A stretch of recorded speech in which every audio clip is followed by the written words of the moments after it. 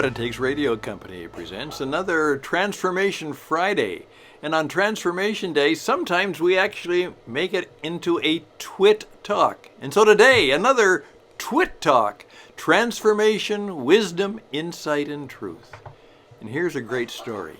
Steve Jobs believed that if everybody in the world could have a computer, that would really change the world. That's what he believed so strongly. And you know what? He was probably right. It did change the world. But there's a story there, and I think you'll enjoy it.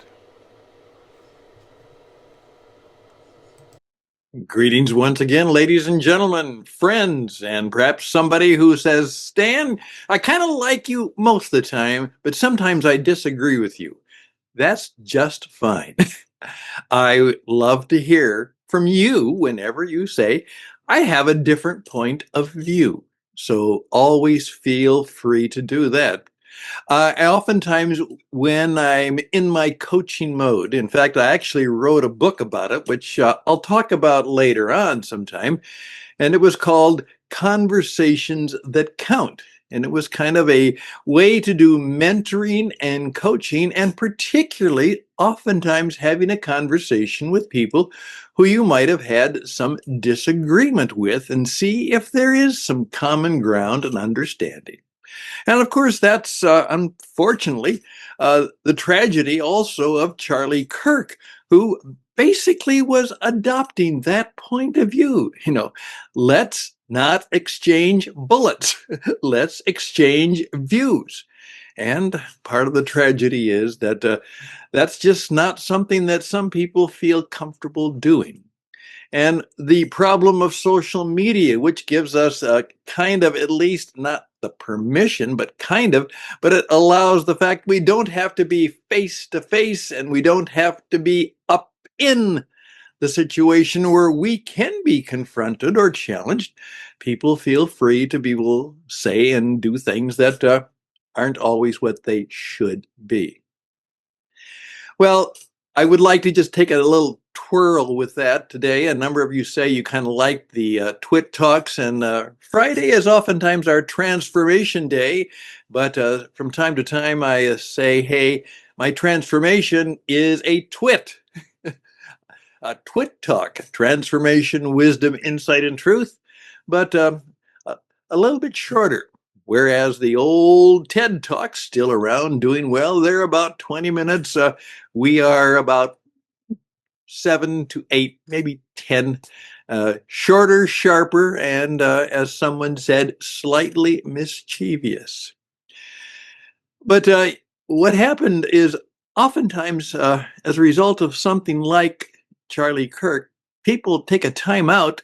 And of course, many young people are now doing this, saying, hey, he did something that he really believed in, he thought was really important. And I wonder if I should do something that is really important, that really can make a difference in other people's lives. Well, that reminded me of a long time story, which I used to tell, and it had been a long time since I had told it. But the Newsmax channel oftentimes has features of American citizens of past and even present times. And one of the ones they have done, which always struck me, was the one of Stephen Jobs. Yeah, the man who unfortunately died too young. It certainly wasn't like Charlie, but he was only in his 50s when prostate cancer took him out.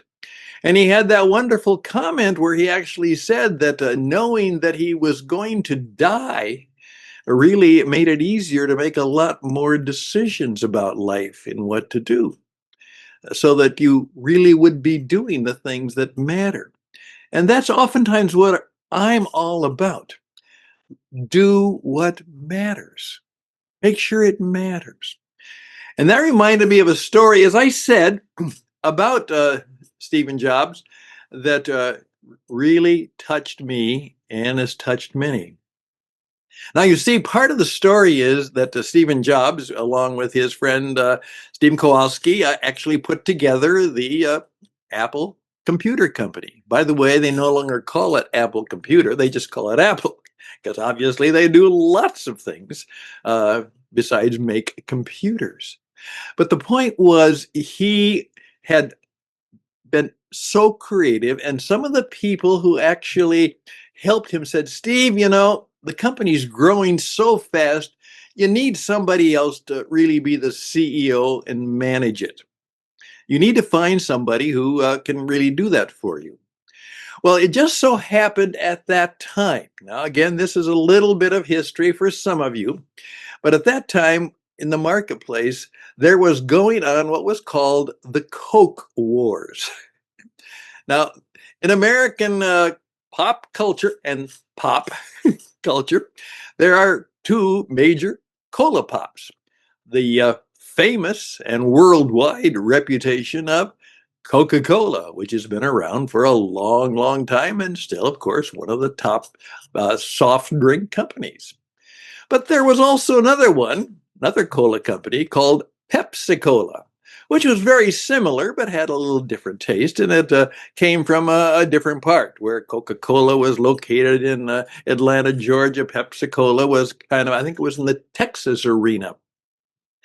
But Coke always beat Pepsi, except when John Sculley became CEO of PepsiCo or PepsiCo. That was it. Not only had Pepsi Cola, but it had other kinds of snacks and treats and things. Some of us would just probably call it junk food, but it was a going establishment. And the time happened when the sales results came in, and Pepsi had beat Coca-Cola in sales. And so John Sculley was well known, very famous for his leadership ability. So Steve Jobs called him up and was going to offer him to be the CEO of Apple. Now, Apple wasn't as big or as significant as it obviously is now, or was going to be for a while. It was doing well, but it wasn't that big. That wasn't powerful. And the problem was he had to try and convince Sculley, who really had a good job and lots of security and lots of money, to perhaps risk that a bit and actually come and work where the Apple company was. Now, the whole thing didn't work out totally, but here was the story that made it memorable. So supposedly they had been in conversation about this position. And they agreed to meet in New York City, and Sculley was going to give his answer to Steve, whether he would accept the role. And according to the story that Sculley tells, he said, in effect, they met, and it was very cordial. And Steve was very anxious for him to take the job, but Steve had decided, no, that's just to give up too much. I've got this great job and a great future, and I'm making a lot more money there than I would be with Apple for a while. And so he had decided that he would tell Steve no. He couldn't accept the position and wish him well. And so the conversation got going, and that's exactly what Sculley did. John told Steve that he couldn't accept the position. And according to Sculley, what happened was that Steve Jobs got up, head down, walked over to the window of the obviously very nice hotel suite that they were at. And I think it was overlooking Central Park, and he looked out, and then he came back and made this statement. John Sculley, you mean you want to be selling sugar water rather than trying to change the world? Selling sugar water rather than trying to change the world. Wow. Well, that's kind of what Pepsi-Cola, Coca-Cola is. And Sculley was dumbfounded.